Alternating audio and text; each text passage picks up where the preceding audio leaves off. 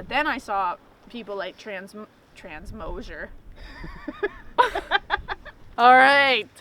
What's up, friends? It's Harrison here, and I have a special guest that I'm so excited agreed to come onto my channel, Jessica Platt. Jessica, would you like to do a little introduction? I'm Jessica Platt. I'm a transgender woman. I play in the CWHL for the Toronto Furies. Boo.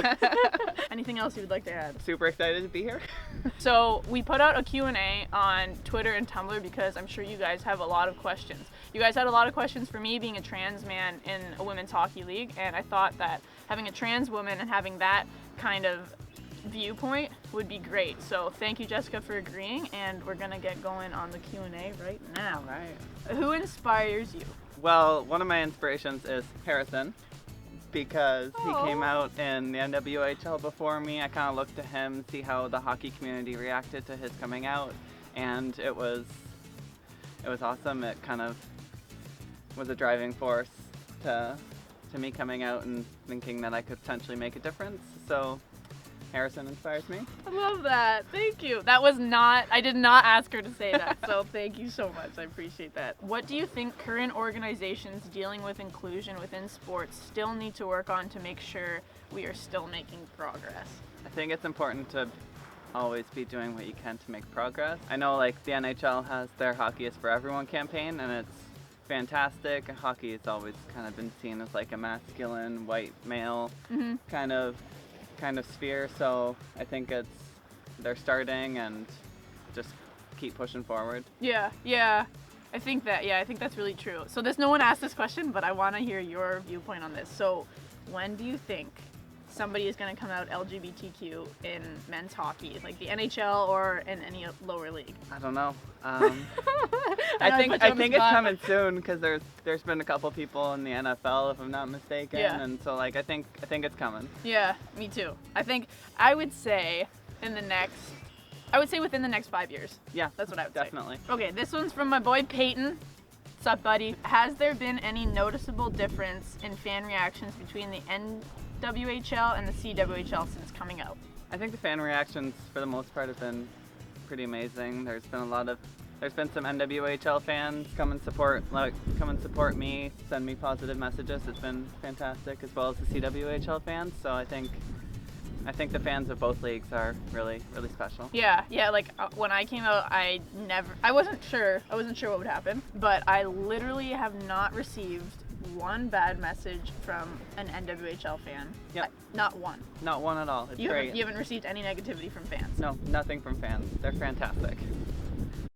How welcoming / supportive have your teammates been since you're coming out? Since I came out, my teammates have been absolutely amazing. Since pretty much the second I did it, when I told everyone, they were just kind of like, I could see in their faces that they were happy for me. I could see it in their eyes, and it was amazing. I stepped out of the room right after I told everyone to kind of give them some space to take in the news, and I had people pretty much immediately coming out of the dressing room to give me a hug, talk to me, ask me questions. Like it was amazing. That's amazing. Would you want to share like what you said? The gist of what I said was like, this doesn't change anything for me. I hope it doesn't change anything for anyone else.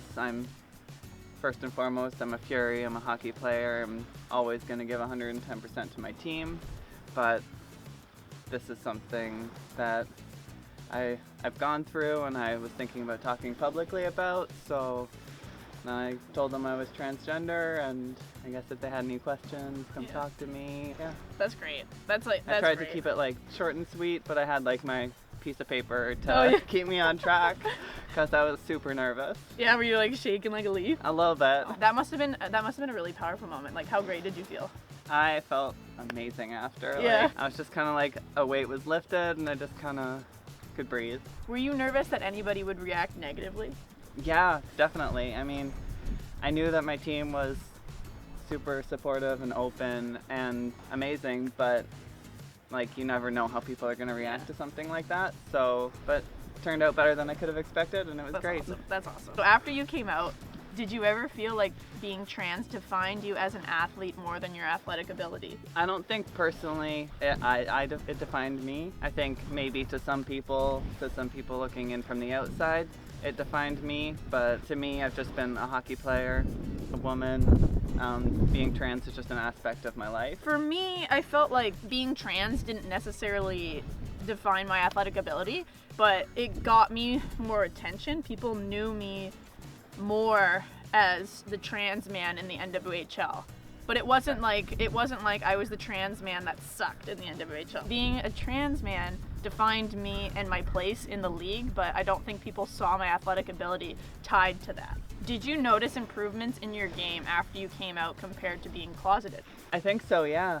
Before I came out, there was always something kind of like in the back of my mind, a little voice being like, what if someone finds out? Like, what if they're not okay with it? What if there's like all this controversy surrounding you? Because like I hate conflict and all that. Was that like really nerve-wracking? Like were you always thinking about that every game you would play? Not like on some level I was, but not consciously. Yeah. And then like when I came out, I got more talkative in the change room. Like I just kind of felt like I was performing better. That's great. Well, because like when you play, like any athlete, no matter what you're going through, if you're going through like a breakup or like you have like a bad grade or something's going wrong at work, like if there's something going on in your life not to do with hockey, you're gonna think about it. Hockey's a very mental game. Exactly. So yeah, I think that for me too, like I had that kind of thing. For me, my birth name was always really in the forefront of my mind. Whenever I would get a penalty, whenever I would score, they'd be like, "Oh, Haley Browne, what are the slashing calls?" I was like, "No, it's not me."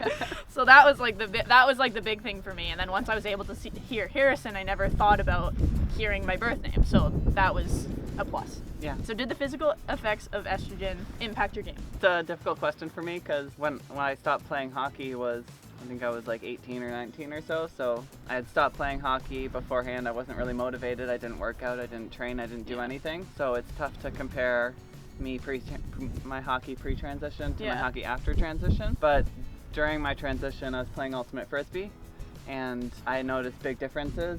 Like one summer, I went from being one of the quickest in the league to the next summer, people that I could normally just completely run away from, they'd be passing me. I couldn't catch them. Like it was. Wow. Yeah. It was a lot to take in. Was that difficult? Oh yeah. Like I mean, as you know, like as an athlete, it's difficult when your abilities change so much, and like my brain, I felt like it hadn't quite caught up because I knew I could previously do these things, and then my body just wasn't doing it quite to the level it was before. That must have been like really frustrating because like we're so competitive. We're like, what the heck? I want to outrun everybody. Exactly. How would having visible trans people in sports have changed how you grew up and came out? I think it would have changed a lot. I might have done it sooner. I mean, I grew up in Sarnia. It's like a blue-collar conservative town typically, so I honestly didn't know being transgender was a thing until like I was in high school when I started researching kind of like how I was feeling and what the possibilities are when I was trying to figure out my identity. Yeah, trans people visible in sport. I think that's like the important thing. Like right. I saw like trans people, like I watched like YouTube channels of like Aiden Dowling, like trans guys and everything like that. Okay. But like they were just regular, what we call them, right. NARPs, right? Non-athlete, regular person. Okay. I've not heard that before. So so I saw non-athletes, and I saw a life that I was like, okay, I'm gonna put that aside for once I'm done my sport. Saw people like Chris Mosier. Yeah. And then I saw people like Skylar Baylor, and I was like, oh my gosh, like I can do this while I'm an athlete. Which is better, the CWHL or the NWHL? CWHL for sure. Get out.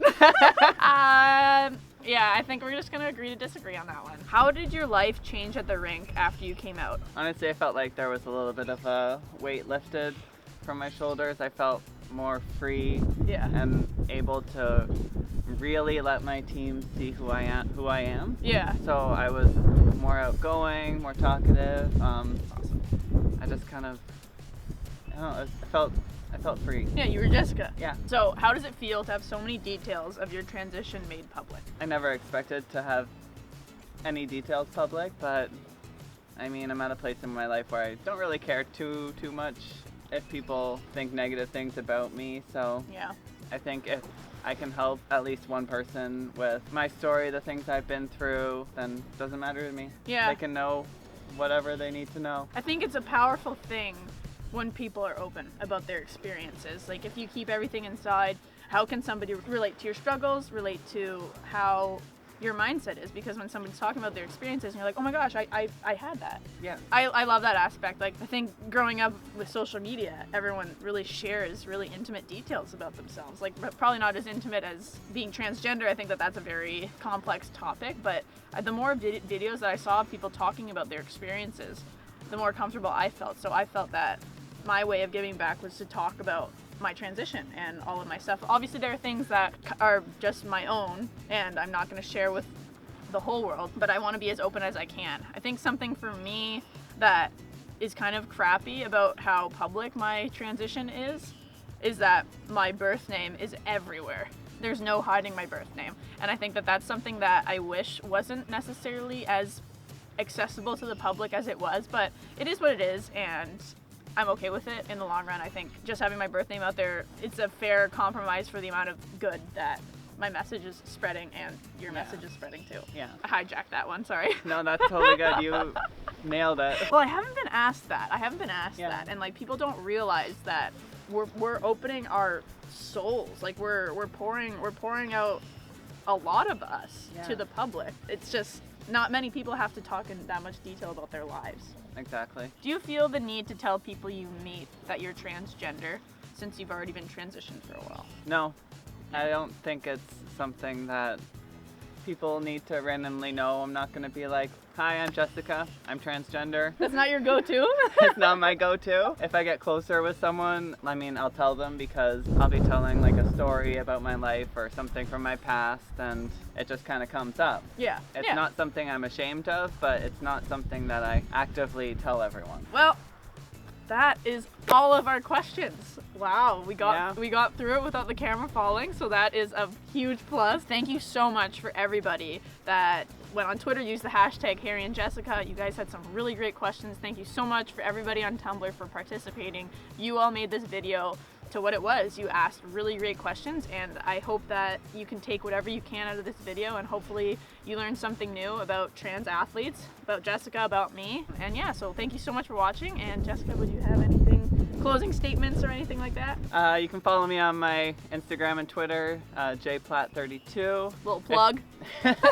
If you want to hit me up with any questions, thinking about starting a YouTube channel myself, so I can talk about some things that people want to know about. Yeah, well, cool. Well, awesome. Well, thank you guys so much, as always. If you want to follow any of my social medias, they're down below, and I will see you next time. All right, take care.